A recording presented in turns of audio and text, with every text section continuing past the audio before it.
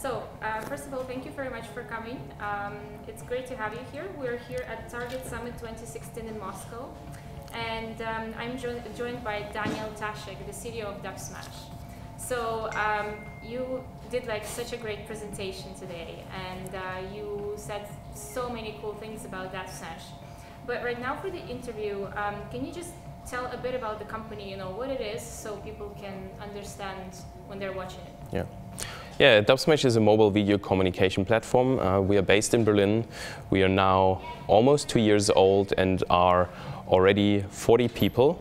And the concept behind Dubsmash, and this is how we initially started, is that we have a sound library of by now almost 20 million sounds, from movie quotes to jingles to sports commentary, like all kind of imaginable audio snippets that you can choose from and create lip-sync video to it and share these videos with your friends and family. And based from that foundation of that creational tool, we built up a video communication platform that we're about to grow even further.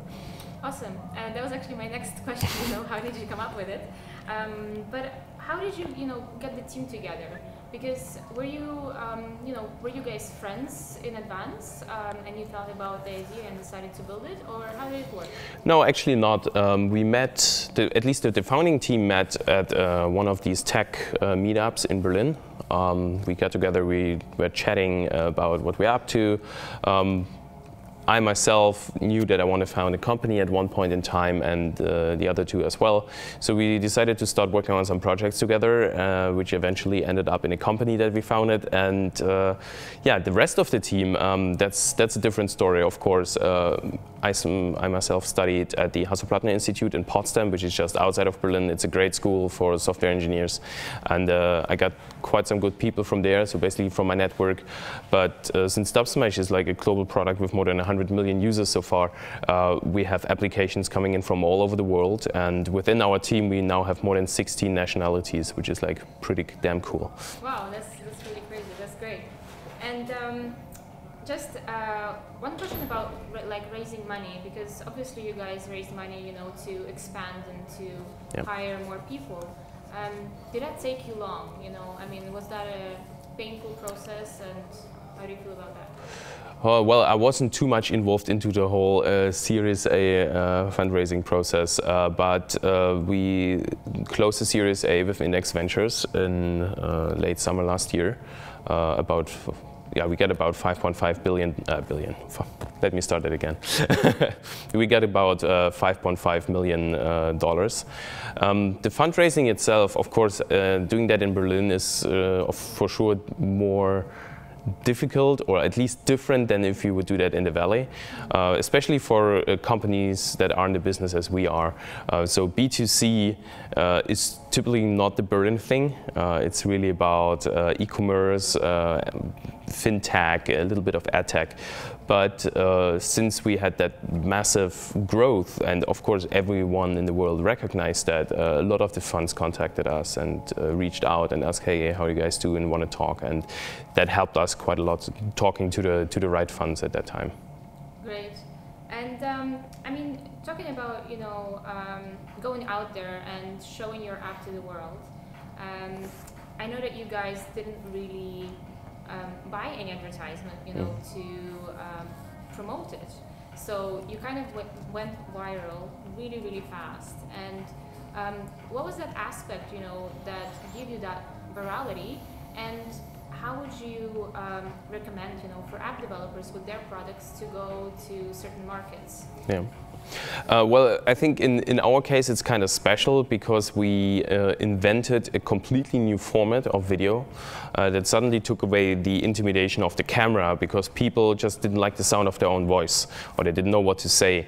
And with the format of a dub, we provide kind of a template. It's a fixed length of 1 to 10 seconds. It inherently tells people what to say if they lip sync to it, and of course they don't have to speak by themselves. So that made the video creation for the very first time so easy that suddenly millions of people started doing that.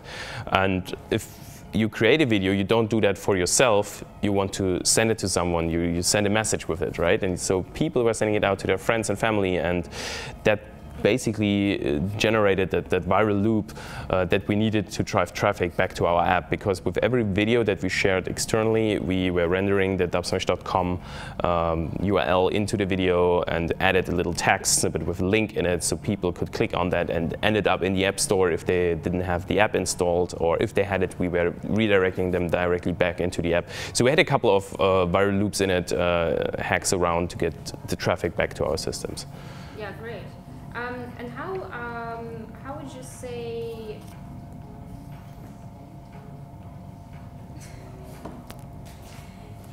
Never mind, you guys gonna cut that together anyway. Still. I forgot which question was on. Okay. So? Great. So basically, you created this unique product, that wasn't out there, and that's kind of your advice, create new products.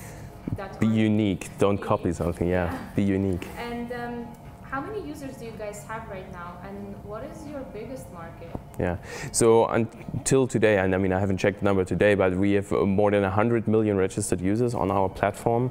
One of our biggest market is, of course, the US. It's the market with the most powerful smartphones in average per capita. So people are at the same time very, very open to these new things. Germany is on the other hand, not as progressive, for example. So although we've been growing really fast there, we still see that the US is the main focus for us, and this is where we are concentrating on. It is quite big, and it's quite big for most of the apps, actually. Yeah. If they can make it in the US, Yes, then it's a matter of time and translation and localization until you can get that running in other countries. That's true. Okay, my next question is about all these new apps, that are coming out right now. There's a lot of social aspect involved. People want to be engaged with social apps. How do you think you guys are going to be performing, next? What other features are you building, or maybe thinking of building, to compete with all these new apps coming out? Yeah, so we actually started our Dubsmash 2.0 platform a couple of weeks ago, and we already see extremely good growth on that platform. The platform is basically about that you not only create there and share it through external messengers like existing ones. In our platform, you can now create with your friends, you can communicate within Dubsmash, so basically sending videos back and forth. And we're constantly adding new features. We added text, we added a new creation tool, new creation features like audio manipulation. We're about to add some cool new stuff in the field of face masks and filters in the next weeks. And so for us, it's really about keeping the social connection between our users as engaged as possible, because we see that people really like to communicate with their peers that are important to them. This is their family, this is their friends. And if we generate a social graph, or if we build up a social graph which allows them to constantly communicate super fast on our platform, then this is how we're going to be sustainable, and this is how we're going to keep the growth and attract even more users. And so this is where we are focusing on, is on the one hand side, the video creation, making that even more cooler and find new formats, and at the same time growing the social graph on our platform. So Dubsmash, right now, it's quite a successful case, right? You guys grew super fast, you have millions of users,